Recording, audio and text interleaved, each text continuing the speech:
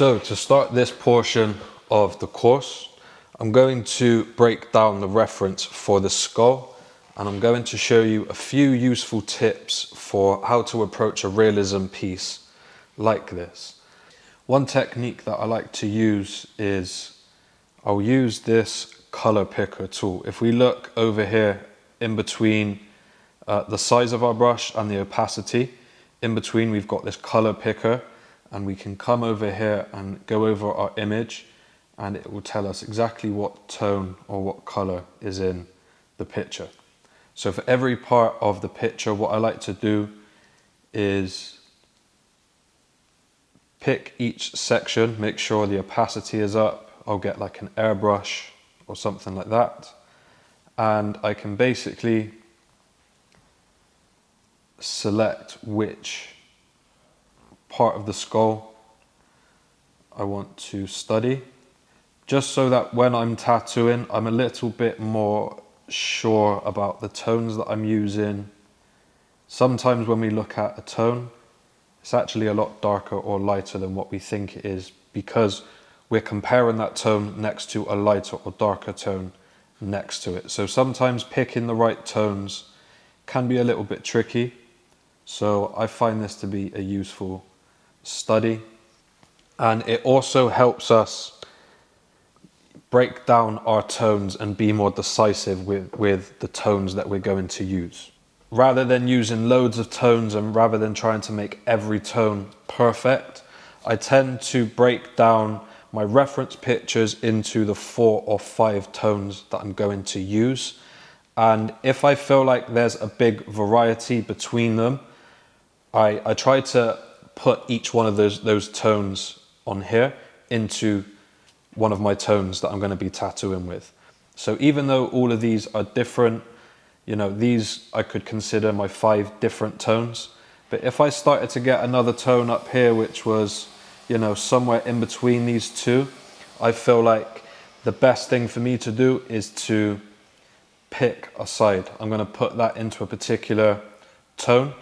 And then if I want to make really subtle changes in my tone in the tattoo, this is something that I can do by layering the tattoo.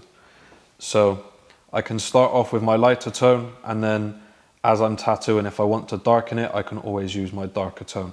But to start off, I will break down the tattoo into those basic tones and build up with my layers.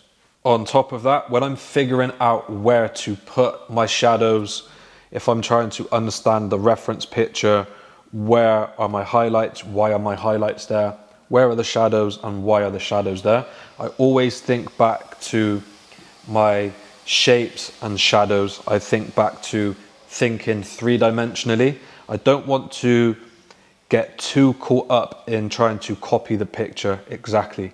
If we're relying too much on the picture, then we're not thinking 3-dimensionally enough. You're probably thinking about shadows and shapes, 2-dimensional shapes on paper.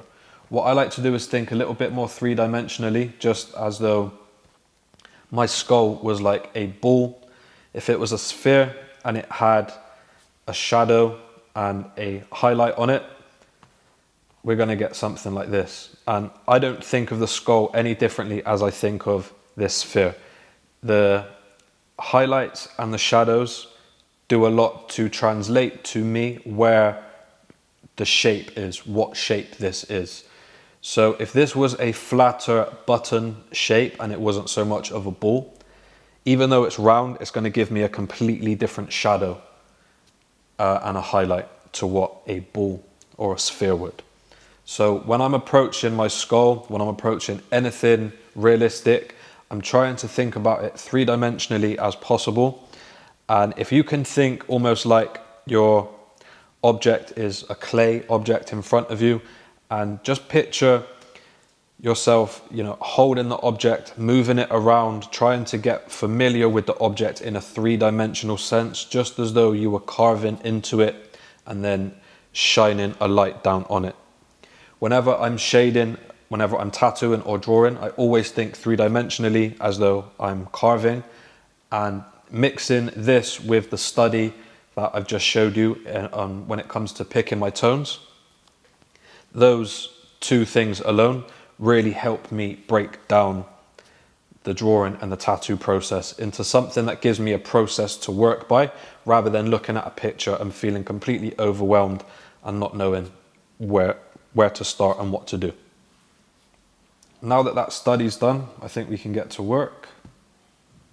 I've got this sheet which I'm going to put up on the website. The website, I've got the online course available for you guys to check out. Also, my Skool community, I'm going to make these available for you guys no matter what you're learning through. So you can use these to draw, use these to stencil, use these to tattoo, and the studies that I've just showed you guys, see if you can break down these reference pictures that same way, see if you can draw them and tattoo them on fake skin using the studies I've just taught you.